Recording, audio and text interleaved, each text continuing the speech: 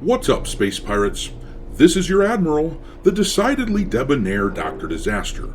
And what does it say about the current state of affairs with the Doctor Who franchise that I could see this headline here pop up on April 1st, and my initial thoughts weren't, oh, clearly this is an April Fool's joke. My first thought was, God damn, there's a lot of stupid bastards walking around. How ridiculous is it that it took me half a minute to realize this was a joke? And the thing is, the joke isn't on me for not realizing it.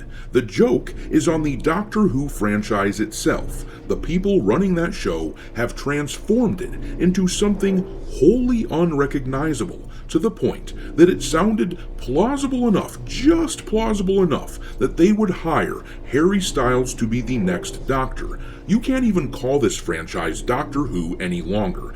These days, it has truly become Doctor.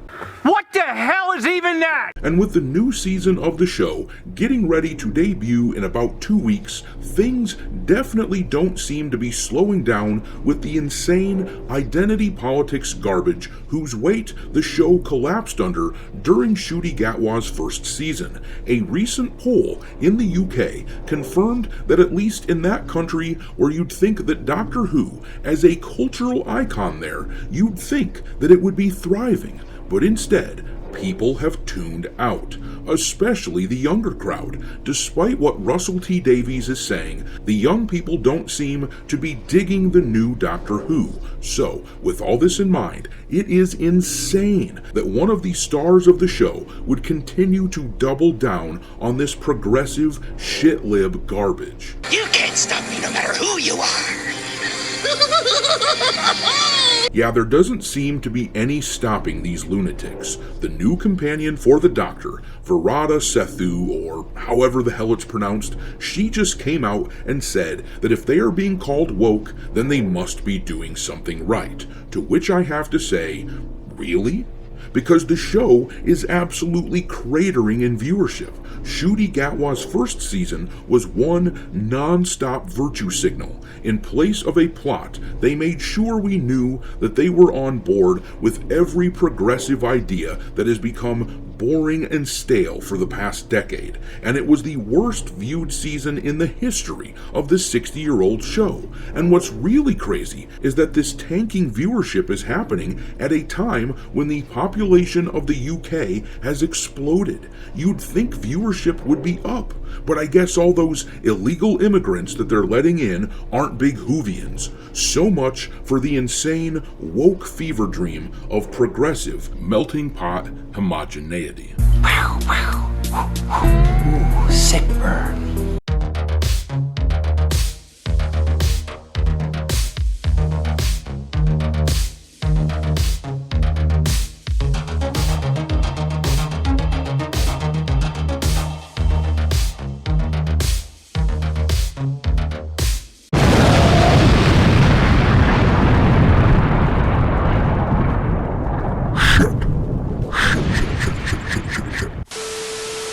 Alright, me hearties, make sure that you hit the like button on this video, subscribe to the channel if you haven't already, and consider supporting the channel by becoming a member. In the coming weeks, channel members will be given first crack at audiobook of a dark fantasy novel I've written, and they will also get first access to a space pirate cartoon that I've been working on. If you want to support an attempt at pushing the sort of things we want to see in our culture, once again, I humbly ask that you become a member of the channel. But in any case, let's talk about Doctor Who and how this show is destined to put out another piece of shit season that virtually nobody wants to watch. Let's read about the news here in this article written by the site Bounding Into Comics. The article says, upcoming Doctor Who star Virata Sethu says that, in her opinion, the fact that the BBC sci-fi series continues to receive accusations of being too woke is proof positive that she and her fellow members of the show's production team are doing the right thing. Oh, Cupcake. If only this show wasn't a government-funded propaganda machine and was actually forced to completely compete on the open market.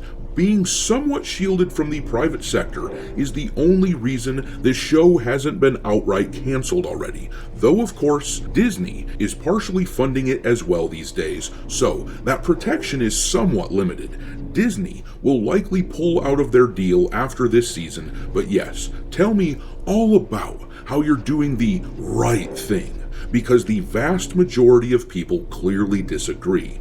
But reading on, the article tells us the actor who appeared in the last season episode Boom as Mundy Flynn before being cast as the Doctor's next companion, Belinda Chandra, shared her thoughts on the aforementioned line of criticism while speaking to UK news outlet Radio Times in promotion of the series' return, noting how her co-star and 15th Doctor actor, Ncuti Gatwa, responded to the fact that her casting would result in the TARDIS seeing its first fully non-white Doctor companion pair by joking, "Look at us. We get to be in the TARDIS. We're going to piss off so many people." Sethu was pressed by the interviewer as to what experiences, if any, she had thus far with the more toxic elements of Doctor Who's fanbase.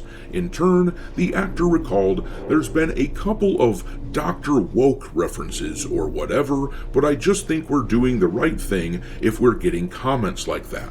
Woke just means inclusive, progressive, and that you care about people," added the Andor star.